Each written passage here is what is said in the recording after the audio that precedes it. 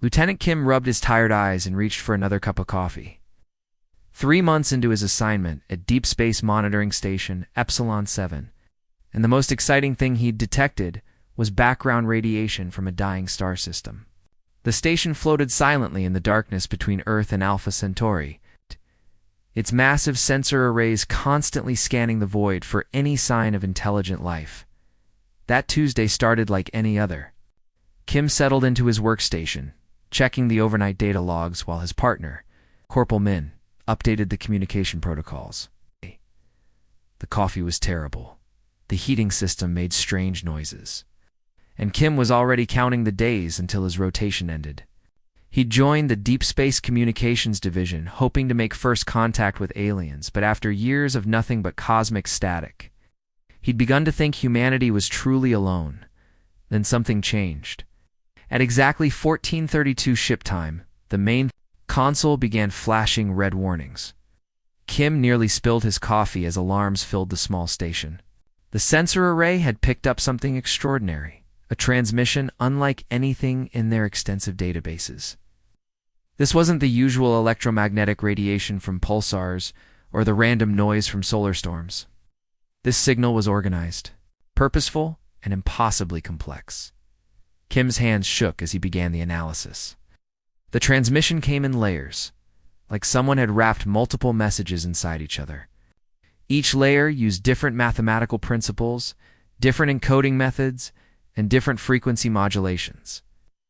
Whoever sent this message wanted to make absolutely sure it would be recognized as artificial intelligence, not natural phenomena. The decoding process took 18 hours. Kim barely left his station, surviving on energy bars and determination. Corporal Min helped run the various translation algorithms while Kim focused on the mathematical structures. What they discovered changed everything humanity thought about their place in the universe. The message came from beings called the Vethani. They lived on a world called Nethys Prime, roughly 200 light-years from Earth. But this wasn't a friendly greeting or scientific exchange. This was a cry for help that made Kim's blood run cold. The Vethani described their homeworld under attack by something called the Dominion. These weren't explorers or traders. They were conquerors who destroyed civilizations for sport. The message painted a terrifying picture of orbital bombardments, ground invasions, and systematic elimination of entire populations. The Vethani had been fighting for 3 years, but their defenses were failing.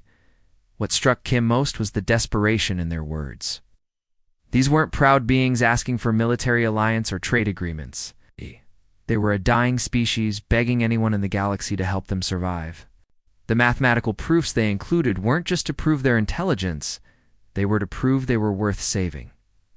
When Kim forwarded the decoded message to Earth Command, most officials laughed it off. General, you called it an elaborate student prank, while Director On suggested it might be enemy propaganda designed to waste military resources. The scientific community was split between excitement and skepticism. But Admiral Park saw something others missed. Hidden within the mathematical proofs were equations that humanity had only recently discovered. The Vethani weren't just advanced. They were desperate enough to share their most precious scientific knowledge with complete strangers. Hoping it would convince someone to help them, Admiral Park stared at the decoded message for the 3rd time that morning, knowing his next decision would either make history or end his career. The emergency council meeting had been brutal. Politicians screaming about security risks, scientists demanding more proof, and military leaders calling him crazy for even considering a response. Director Nam had been particularly harsh, reminding everyone that humanity had never encountered alien life before and shouldn't start by getting involved in their wars. But Park couldn't shake the feeling that this was humanity's moment. The mathematical proofs in the Vethani message were genuine. His best scientists had confirmed that. These beings were real, they were dying, and they had chosen to contact Earth. Against every protocol and political pressure, Park made the call that would change everything. He authorized humanity's first official response to an alien civilization. Captain Lee paced nervously in the communications center as they prepared the transmission. As head of xenolinguistics, she had spent years studying theoretical alien communication methods, but nothing had prepared her for the real thing. The message Park approved was simple but profound: mathematical confirmations of intelligence. Basic information about human civilization, and most importantly, a promise that humanity was listening. The response came back within 6 hours, faster than anyone expected. What they received wasn't just a message, it was a complete data package that nearly crashed their systems. Star charts showing the location of the Vethany homeworld, detailed cultural information about their society, and proof of their existence that left even the skeptics speechless. Captain Lee worked around the clock with her team to process everything. The Vethany had included images of their world, beautiful crystal cities under purple skies, beings that looked somewhat like tall, graceful humans but with silver skin and large expressive eyes. They showed their art, their music, and their families. But they also showed the destruction, cities in ruins, refugees fleeing, the massive ships of the Dominion hanging in their skies like dark clouds. What shocked Lee most was how well the Vethany understood human culture. They had been intercepting Earth's radio and television broadcasts for over 40 years, learning human languages through everything from news reports to soap operas.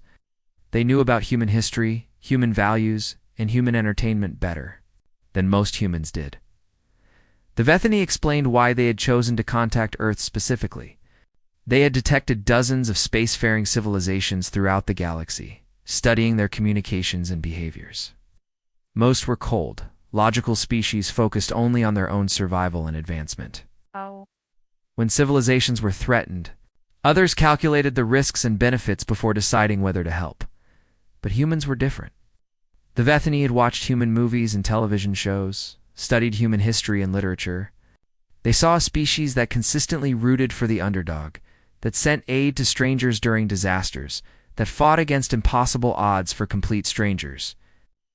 They had observed humans risk their lives to save people they didn't even know. Simply because it was the right thing to do, Captain Lee found herself crying as she read their explanation. The Vethany had chosen humanity not because humans were the strongest or most advanced, but because human entertainment and history showed a species with something most galactic civilizations had apparently lost: the willingness to fight for others, even when there was nothing to gain. They were counting on humanity's greatest weakness, their emotional, seemingly irrational compassion, to be their salvation. Commander Yoon hadn't slept properly in 3 days. The intelligence reports from the Vethany kept getting worse, and each new piece of information made her stomach turn. She sat in the dimly lit analysis room, surrounded by holographic displays showing star maps, ship movements, and casualty reports that painted a picture of galactic horror. Unlike anything humanity had ever imagined, the Dominion wasn't like the alien invaders from human science fiction movies. Those fictional aliens usually wanted Earth's resources, its water, or its strategic location.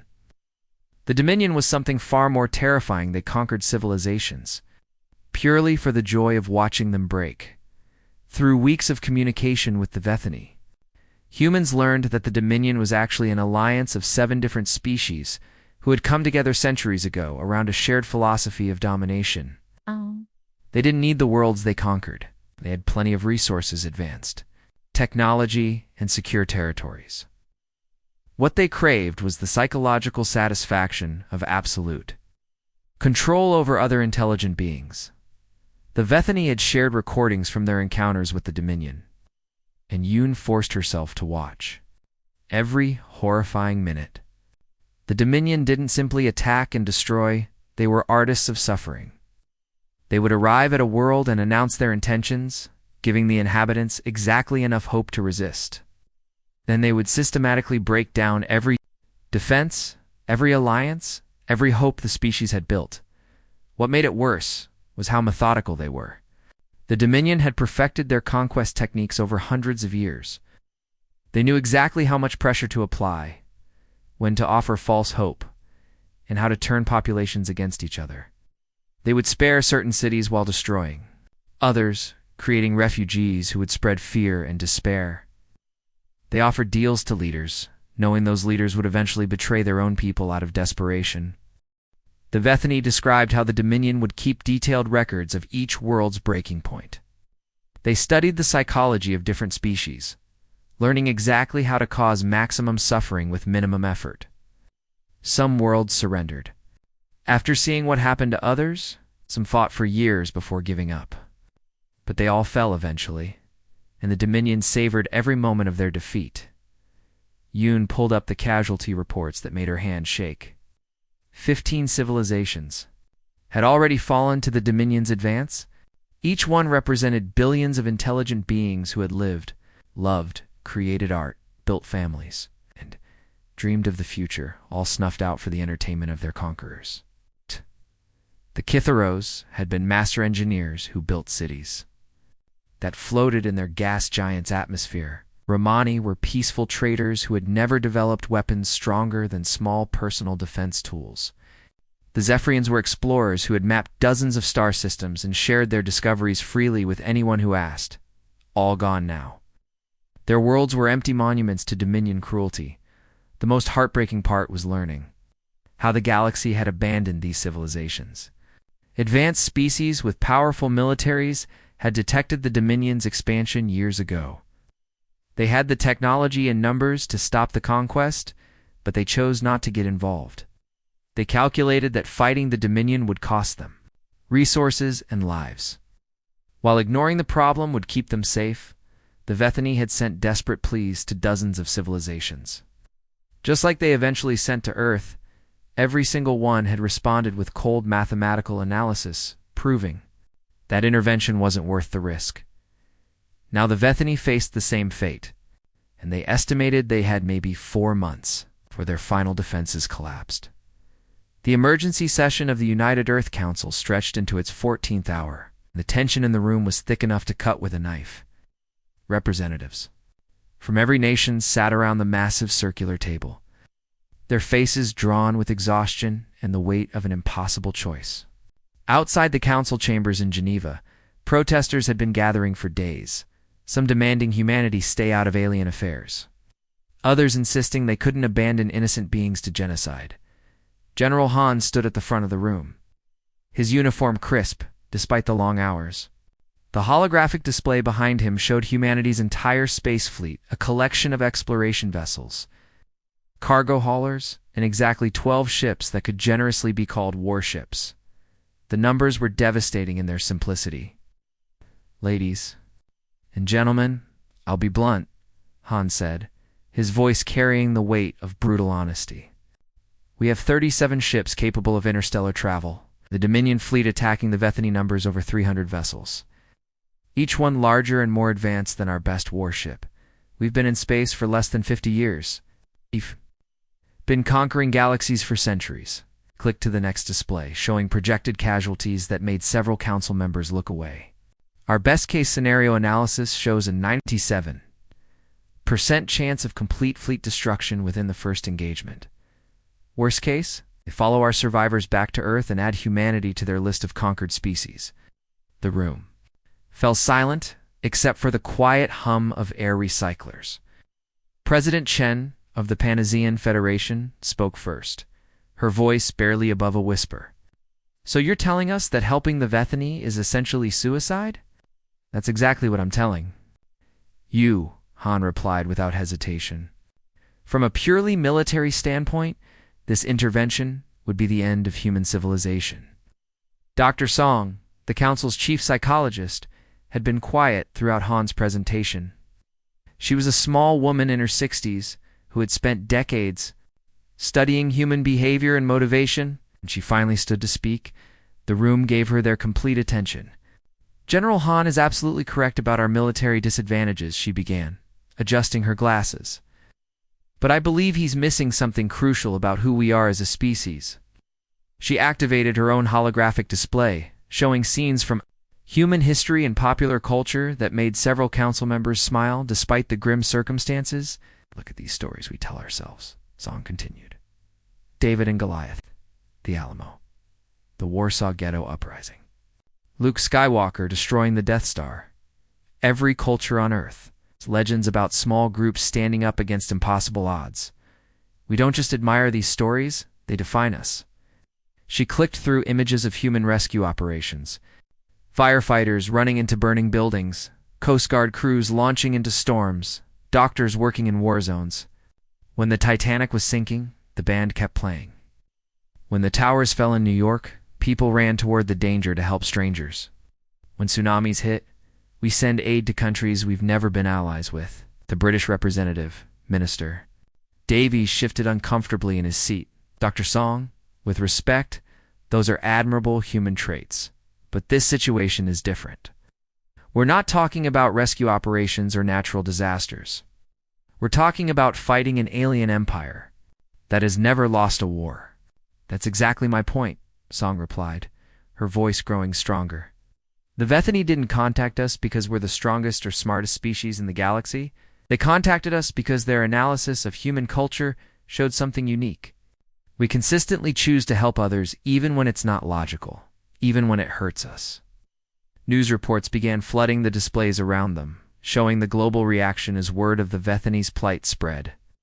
In Tokyo, students held vigils for the dying alien world.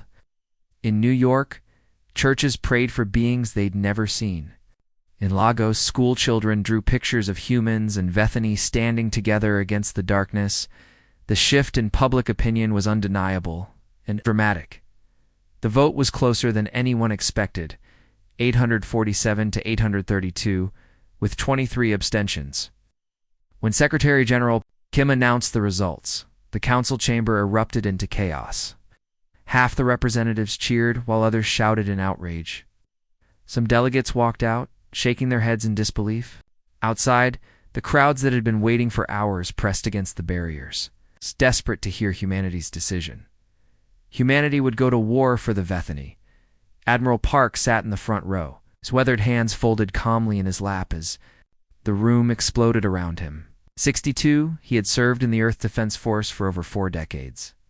Working his way up from a junior communications officer to the highest military position humanity had ever created. He had always wondered what his final mission would be. Now he knew. President Chen banged her gavel repeatedly, trying to restore order. When the room finally quieted, she looked directly at Park. Admiral, the Council has authorized Operation Guardian Angel. You have complete authority to mobilize every available resource for this mission. What do you need? Park stood slowly, his voice steady despite the magnitude of what he was about to say. Madam President, I need every ship we have. Every pilot, every engineer, every soldier willing to make this journey. This won't be a small expeditionary force or a token gesture. If we're going to do this, we're going to do it right.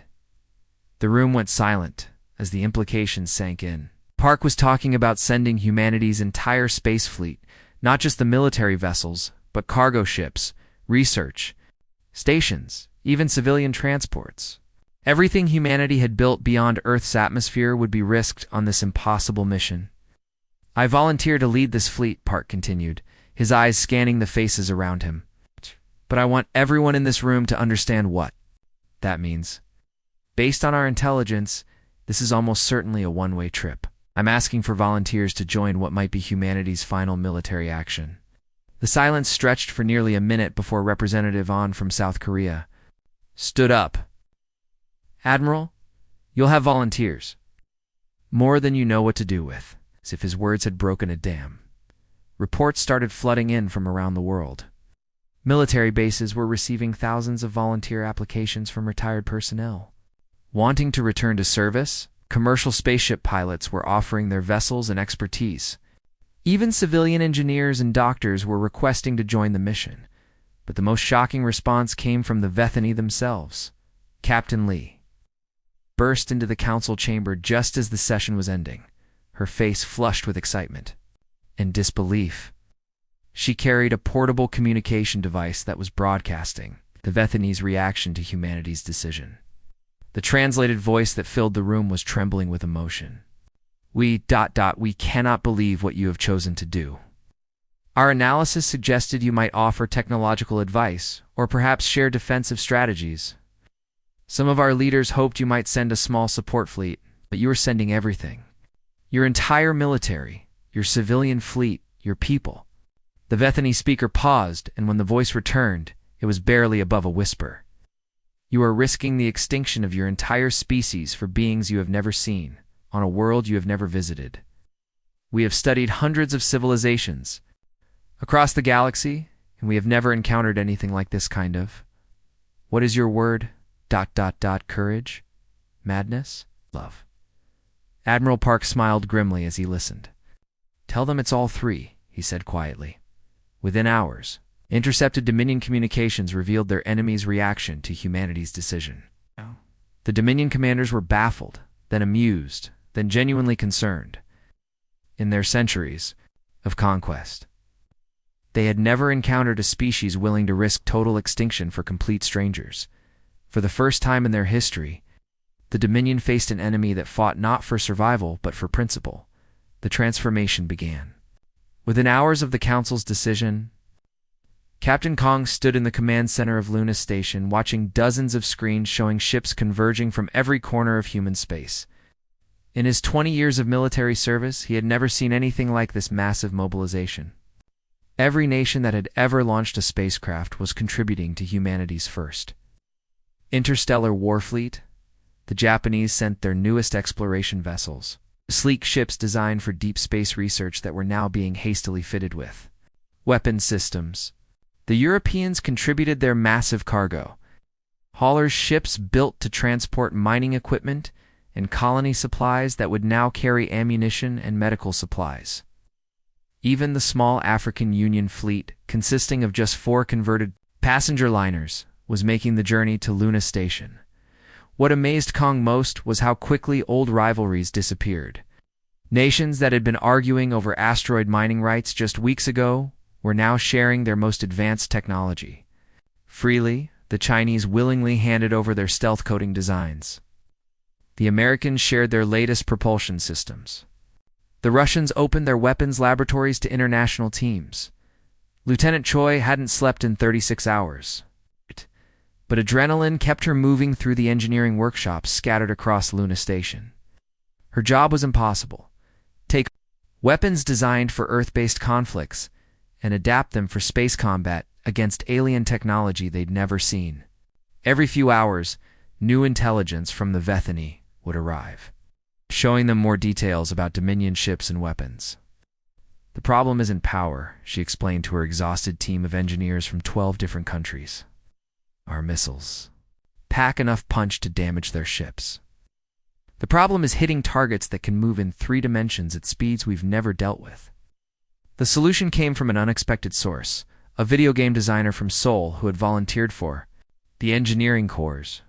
He suggested treating space combat like a massive multiplayer game, using swarm tactics and predictive algorithms instead of traditional military formations.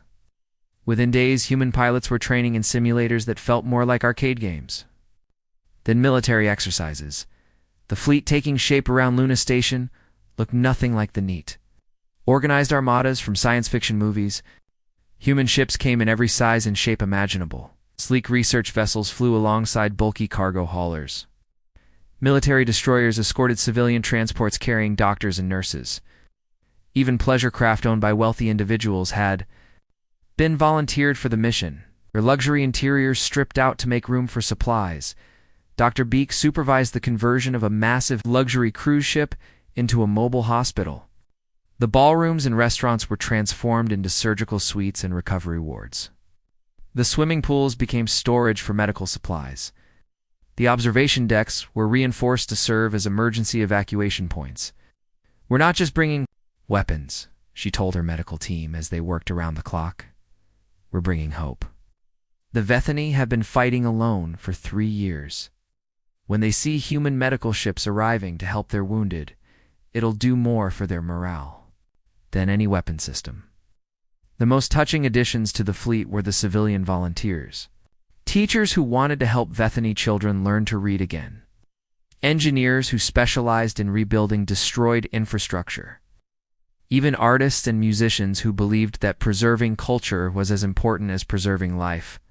Captain Kong received daily reports that brought tears to his eyes. A retired grandmother from Australia had donated her small personal spacecraft, asking only that whoever flew it bring those poor aliens some hope. A group of university students from Brazil had pooled their money to buy supplies for Bethany refugees. Within 2 weeks, humanity had assembled the largest fleet in their short spacefaring history. 87 ships of various sizes, carrying over 15,000 volunteers who knew they might never see Earth again. The fleet was ready to depart, and with it, humanity's reputation as a species worth knowing. The moment Admiral Park's fleet dropped out of hyperspace, every human aboard felt their hearts sink. The sight before them was beyond their worst nightmares. Netheus Prime, the beautiful crystal world the Bethany had shown them in photographs, was barely visible beneath a cloud of smoke and debris. Surrounding the dying planet like vultures around a carcass were the ships of the Dominion. Captain Min, piloting the lead scout ship, whispered into his radio, "My God, there are so many of them." The Dominion fleet stretched across space in perfect geometric formations, over 400 vessels arranged in concentric circles around the planet. Each ship was massive, sleek, and designed to inspire terror. They moved with mechanical precision, taking turns to bombard the surface below while others recharged their weapons.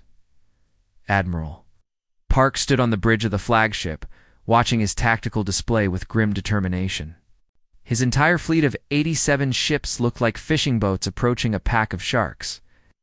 The largest human vessel was smaller than the Dominion's escort ships. Their most powerful weapons were toys compared to the energy beams currently tearing apart Bethany cities. The Dominion response was exactly what Park had expected: complete dismissal.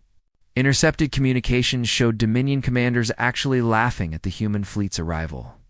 One transmission, roughly translated, said, "The primitives have arrived in their metal cans.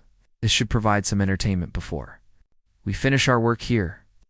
They were about to learn that humans didn't fight like other species. "All ships, this is Admiral Park," he announced across the fleet's communication network. "Remember, we're not here to play by their rules. We're here to break their game entirely. Execute Operation Hornet's Nest." What happened next had never been seen in galactic warfare. Instead of approaching in orderly battle formations like every other species, the human fleet scattered in what appeared to be complete chaos. Small groups of ships flew in seemingly random directions, using asteroid fields and debris clouds for cover. The Dominion commanders watched in confusion as the human fleet apparently fell apart before the battle even began. Lieutenant Yu, commanding a squad of converted cargo ships, led the first strike. Her ships weren't fast or well-armed, but they were expendable, and she was willing to use that. "Remember, we're not trying to win a fair fight," she told her pilots. "We're trying to cause as much chaos as possible." Her ships emerged from behind a shattered moon and flew straight at the nearest Dominion formation. The enemy vessels turned to engage what they assumed was a desperate suicide attack. Instead, at the last moment, the human ships released thousands of small drones, mining robots hastily converted into guided missiles. The Dominion ships easily destroyed most of the drones. But the distraction allowed human attack ships to approach from unexpected angles. Captain Ru led 12 fighters in a coordinated strike that targeted not the enemy's weapons or shields, but their communication arrays. Within minutes, the precise Dominion formation began falling apart as ships lost contact with their commanders. But the humans were just getting started. Commander O, a former asteroid miner, had suggested using ramming tactics that horrified traditional military officers but made perfect sense to desperate humans. His converted mining ships, reinforced with extra armor and loaded with explosives, flew directly into Dominion vessels too large to dodge. The psychological impact was devastating. The Dominion had conquered dozens of civilizations, but they had never faced an enemy willing to deliberately destroy their own ships to damage the enemy. Their careful, methodical approach to warfare assumed that every species would try to preserve their forces and fight defensively. Humans did the opposite. They treated their ships like ammunition, their pilots like guided missiles, and their entire fleet like a single weapon designed to disrupt rather than destroy. Within the first hour of combat, the organized Dominion siege had descended into chaos as human ships attacked from every direction using tactics that made no logical sense. For the first time in centuries, The Dominion faced an enemy that fought not to win, but to make the enemy lose. Major Shin had spent her entire military career in communications, but nothing had prepared her for the strangest assignment of the war. While human ships battled desperately against overwhelming odds, she sat in the communication center of a converted research vessel, preparing to wage a different kind of warfare. Her weapon wasn't missiles or energy beams. It was the entire recorded history of human culture. Broadcasting on all frequencies, reported Sergeant Kim, adjusting the massive transmitter array they had jury-rigged from 3 different ships. We're reaching not just the Dominion fleet, but every ship within 100 light-years of this system. What Shin unleashed across the galaxy was unlike anything ever used in warfare. Instead of propaganda or surrender demands, she broadcast the most powerful examples of human resistance throughout history. The speech Winston Churchill gave when Britain stood alone against Nazi Germany. Martin Luther King Jr. speaking about dreams that couldn't be crushed. Nelson Mandela's words about the triumph of hope over despair. But she didn't stop with speeches. Human music filled the void of space. Songs about standing up to bullies, about fighting for what's right, even when you're scared, about ordinary people doing extraordinary things. She played "We Shall Overcome" and "Born to Be Wild," and even children's songs about helping friends in need. The effect was immediate and devastating, but not in the way anyone expected. Within the Dominion fleet, species that had been conquered decades ago began hearing something they had forgotten existed: the sound of hope. The Kithros engineers, forced to maintain Dominion ships, started recognizing the mathematical beauty in human music. The Romani traders, enslaved as supply coordinators, remembered their own songs about exploration and discovery. Captain Chen, monitoring enemy communications, couldn't believe what she was hearing. "Major, the Dominion's internal chatter is going crazy. Their conquered species are asking questions about the broadcasts. Some are even requesting copies of the music." The Dominion commanders tried to jam the human transmissions, but Shin had learned from the Vethani how to broadcast on frequencies they didn't even know existed. Every time they blocked one signal, 10 more would appear on different wavelengths.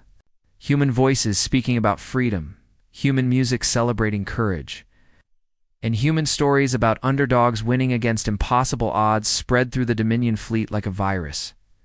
Meanwhile, on the surface of Nethys Prime, Engineer Lim was performing miracles that had nothing to do with military hardware. She had volunteered for the most dangerous job in the fleet, landing on the war-torn planet to work directly with Vethani survivors. What she found there changed the entire nature of the conflict. The Vethani weren't just victims waiting to be rescued. They were brilliant engineers and scientists who had been fighting a defensive war for 3 years. They knew their planet, their technology, and their enemy better than anyone. What they lacked wasn't knowledge. It was hope and fresh ideas. Lim's engineering background was in fusion reactors, but she quickly learned that the principles were similar to Vethani energy systems. Working in bombed-out laboratories while explosions shook the ground above them, she helped Vethani scientists combine human power generation techniques with their advanced crystal technology. The result was something neither species could have created alone. The hybrid defensive systems they built didn't just protect remaining Astheni's cities, they actively disrupted Dominion weapons. Human-designed interference patterns, channeled through Vethani crystal arrays, created energy fields that made Dominion targeting systems malfunction. "It's working," reported Dr. Kong, a Vethani scientist who had been fighting the Dominion for 3 years. "Their bombardment accuracy has dropped by 60%. Our shields are holding for the first time since the siege began." But the real breakthrough came when Lim realized that Vethani crystal technology could amplify the human broadcast signals. Working together, they turned the planet's remaining communication towers into massive transmitters that could reach every corner of the galaxy. The combined effect was revolutionary. Human stories of resistance, amplified by Vethani technology, reached conquered worlds throughout Dominion space. Species that had given up hope decades ago suddenly remembered what they had been fighting for. The tide of the war wasn't turning because humans were winning battles. It was turning because they were reminding the galaxy what it meant to fight for something greater than survival. The retreat began at dawn on the 4th day of battle. Admiral Park watched from his damaged flagship as the mighty Dominion fleet, which had seemed invincible just hours before, began pulling back from Nethi's prime in what could only be described as panic. Their perfect formations had dissolved into chaos, their methodical siege tactics abandoned, and their commanders were issuing contradictory orders across multiple frequencies. Captain Lee, her face streaked with exhaustion and a bandage covering a head wound from the previous days, fighting, couldn't quite believe what she was seeing. Admiral, they're not just retreating, they're running. Our intelligence shows Dominion ships jumping to hyperspace without even waiting for their escort vessels. The human fleet had paid a terrible price for this victory. 31 ships had been destroyed and over 4,000 volunteers would never see Earth again. Admiral Park himself bore the scars of the conflict, burns on his arms from a bridge fire, and a limp from when his ship had been boarded by Dominion forces. But they had accomplished something that seemed impossible just a week ago. They had broken the Dominion's will to fight. The psychological impact of humanity's intervention went far beyond the military victory. For centuries, the Dominion had conquered through fear and the assumption that intelligent species would always choose survival over principle. They had never encountered an enemy that fought harder when facing certain death, that became more dangerous when cornered, that treated sacrifice as a tactical advantage rather than a last resort. The human broadcasts had done more damage than any weapon. Across Dominion space, conquered species who had accepted their fate for decades were suddenly asking dangerous questions. Why had these unknown humans traveled hundreds of light years to help strangers? What did it mean to fight for something other than survival? Could freedom actually be worth dying for? Within weeks of the battle, resistance movements sparked on worlds that had been quiet for generations. The Kithros master engineers, who had been forced to build Dominion weapons, began sabotaging their own creations. The Romani traders used their knowledge of supply routes to disrupt Dominion logistics. Even species that humans had never heard began broadcasting messages of hope to their oppressed populations. Commander Yoon, now permanently stationed on Nethi's Prime to coordinate relief efforts, received daily reports of uprisings across the galaxy. "It's spreading faster than we ever imagined," she told Park during one of their weekly briefings. 17 worlds have declared independence from the Dominion in the past month. 3 more Dominion fleets have abandoned their conquests and retreated to their core territories. But Park understood that military victory was only the beginning. The real work started when the shooting stopped in the ruins of a bombed Vethani city. He established something that had never existed in galactic history: interspecies military academy based on human principles of moral warfare. The academy's first class included Vethani survivors, liberated Kithros engineers, former Romani slaves, and even a few Dominion soldiers who had defected during the broadcasts.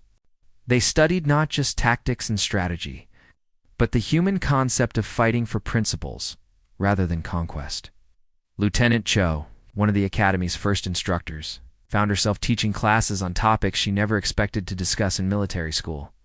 Today we're going to talk about why humans send aid to their enemies after natural disasters. She told a classroom full of aliens who had never heard of such a concept, and why this seemingly illogical behavior actually makes humans stronger. In the long run, the Vethani scientist Dr. Rin, who had worked with Engineer Lim during the battle, became the Academy's first alien instructor. She taught courses on combining different species technologies, but more importantly, on combining different species, philosophies of warfare and cooperation. The transformation wasn't limited to military matters. Its trade routes that had been controlled by the Dominion for centuries were reopened. Scientific knowledge that had been hoarded by conquerors was shared freely between species. Art, music, literature from dozens of civilizations began spreading across the galaxy for the first time in generations. Park, now wearing the insignia of Supreme Commander of the Galactic Defense Alliance, often stood on his office balcony.